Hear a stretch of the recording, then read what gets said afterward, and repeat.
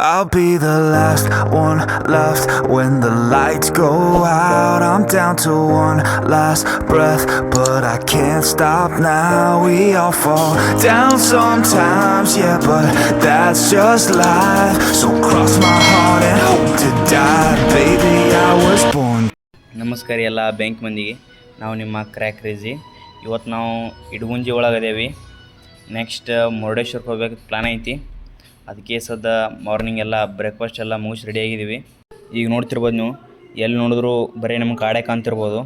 ಅಂಥ ಜಾಗದಲ್ಲಿ ನಾವು ಈ ಸದ್ದು ಇದ್ದೀವಿ. ಈಗ ಟೈಮ್ ಒಂದು 7 ಗಂಟೆ ಆಗಿರ್ಬೋದು. ಇಲ್ಲಿದ್ದು ಬಿಡೋಣ, ಮುರುಡೇಶ್ವರಕ್ಕೆ ಹೋಗೋಣ.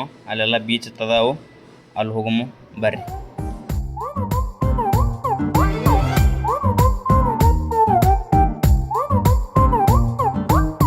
ಬೆಳಗೆದ್ದು ಯಾರ ಮುಖವ ನಾನು ನೋಡಿದೆ, ಅಂದಾನೋ ಅದೃಷ್ಟನೋ ಮುಂದೆ ಕುಂತಿದೆ, ನಿನ್ನ ಕಂಡ ಕನಸು.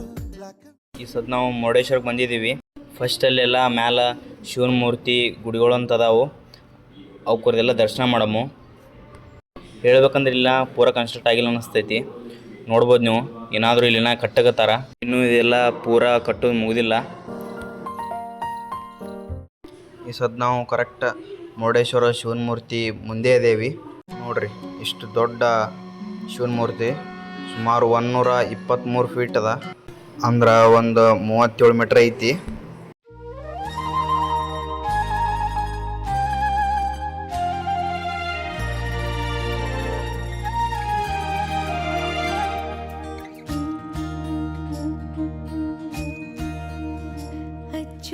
ಇದೇನೇ ಮೋತಿ ಐತಲ್ಲ, ಇದು ಕಂಡುಕ ಎಂಬ ಬೆಟ್ಟದ ಮೇಲೆ ಐತಿ.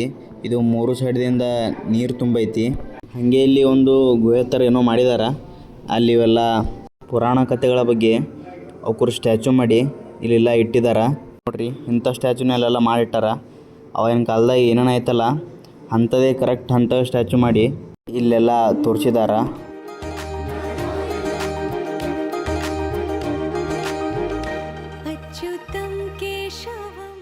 ನೋಡ್ರಿ, ಆ ಕಡೆ ಎಲ್ಲ ಬೀಚ್ ಐತಿ, ಇದೆಲ್ಲ ಗುಡಿ ಐತಿ.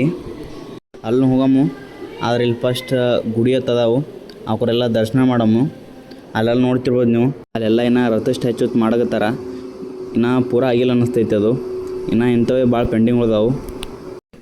ಇಲ್ಲಿ 3 ಸೈಡ್ ನೀರಿರೋದ್ರಿಂದ ನೀವು ಎಲ್ಲಿ ನಿಂತರೂ ಬರೀ ಬೀಚೇ ಕಾಣ್ತೈತಿ. ಇಲ್ಲಾಂದರೆ ದೊಡ್ಡ ದೊಡ್ಡ ಬೆಟ್ಟ ಕಾಣ್ತಾವು.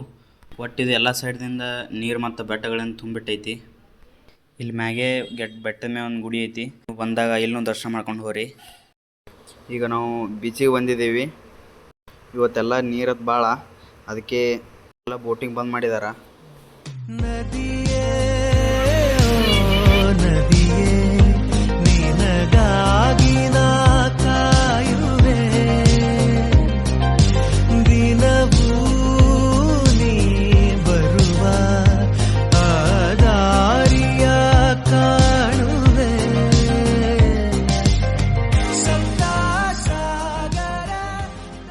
ಈಗ ನಾವು ಸುಕ್ಷೇತ್ರ ಧರ್ಮಸ್ಥಳದಲ್ಲಿದ್ದೀವಿ. ಈಗ ತಾನೇ ಬಂದಿದ್ವಿ.